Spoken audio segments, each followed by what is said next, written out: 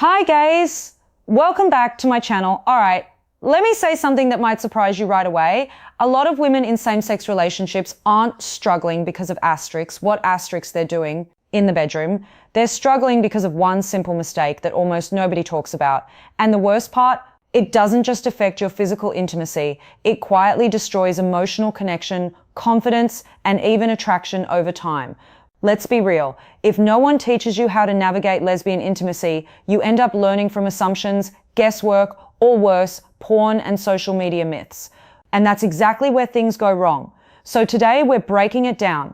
First, let's talk about the mistake itself. The biggest lesbian sex mistake: assuming your partner wants the same things you want, in the same way, at the same pace. Yeah, it sounds simple, almost harmless. But here's the truth. This assumption creates disconnect faster than anything else. Because intimacy isn't about gender, it's about individuality. And when you skip communication and rely on, well, she's a woman too, so she'll like this, you're not connecting, you're projecting. Most people don't talk about this, but lesbian relationships often come with a unique emotional intensity. There's deep empathy, emotional awareness, and a desire to please. And while that sounds beautiful, and it is, it can also create pressure. Pressure to just know what your partner wants. Pressure to perform perfectly. Pressure to avoid awkward conversations. And that's where things start slipping, because instead of asking, exploring, and learning, you start guessing. Here's the psychological layer. When you assume instead of communicate, you're actually avoiding vulnerability. Think about it. Asking someone what they like, admitting you're unsure, expressing your own desires, that requires confidence and emotional openness. And a lot of people, even confident ones, struggle with that in intimate situations. So they take the safe route, they mirror, they copy, they stay silent. But silence in intimacy, that's not safety, that's distance. Let me give you a real life scenario. Imagine this. You're with someone new, you're both excited, connected, attracted. Things start getting intimate, and instead of slowing down and checking in, you go with what you think works. Maybe it worked for you before, maybe you assume it feels good for her too. She doesn't say anything, not because she loves it, but because she doesn't want to ruin the moment. So she goes along with it. You think everything is great, she feels slightly disconnected, and just like that, a gap forms. Not dramatic, not obvious, but real. And over time, that gap grows. Now flip the scenario. Same situation, but this time you pause. You say something simple like, "Tell me what feels good for you," or "Do you like this?" or something softer. That small moment of communication, it changes everything, because now it's not about performance, it's about connection. Let's talk about another layer most people ignore: boundaries. Here's the truth. Being emotionally connected doesn't mean boundaries disappear. In fact, strong boundaries make intimacy better. But many women hesitate to express them. Why? Because they don't want to seem difficult, they don't want to break the vibe, they don't want to hurt their partner's feelings. So instead, they stay quiet. And that silence builds resentment. Let's be real. Respecting boundaries isn't just about avoiding discomfort. It's about creating trust. And trust, that's the foundation of truly satisfying intimacy.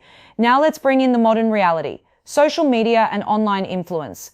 A lot of people are learning about sex through curated content, clips, trends, aesthetic moments. And while some of it looks appealing, it's not real intimacy, it's performance. And when you bring that into your relationship without questioning it, you start chasing a script instead of building your own experience. Here's the truth. No two people connect the same way. What works for someone else online might feel completely off for you, and that's okay. Your relationship isn't content, it's real life. Let's talk about emotional intelligence for a second, because great intimacy isn't just physical skill, it's awareness. It's noticing how your partner responds. It's reading energy, body language, comfort levels. It's being present, not distracted, not rushing, not trying to impress, just present. And honestly, that's what most people crave. Not perfection, presence. Now, I want to address something important: self-respect. Because this mistake, assuming instead of communicating, often connects to how you see yourself. If you don't feel confident expressing your needs, if you feel like your desires don't matter, if you're afraid of being judged, you're more likely to stay silent, and silence leads to dissatisfaction. Here's the truth. You deserve to be heard. You deserve to feel good. You deserve mutual effort, not guessing games. Let's move into practical advice, because awareness is great, but action is everything. First, start normalizing communication. And I don't mean turning intimacy into an interview. Keep it natural. Simple questions, soft check-ins, things like, "Do you like this? Tell me what you want more of." Show me, make it part of the experience, not separate from it. Second, slow down. Rushing is one of the biggest killers of connection. When you slow down, you create space for feedback, awareness, and real enjoyment. Let's be real. It's not about getting somewhere fast. It's about experiencing everything along the way.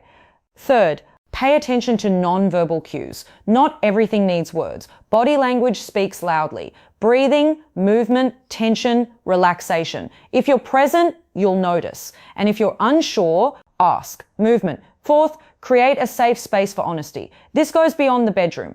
If your partner feels safe expressing herself emotionally, she'll feel safer expressing herself physically too. And that kind of openness, it deepens everything. Fifth, unlearn unrealistic expectations. Forget what you've seen online.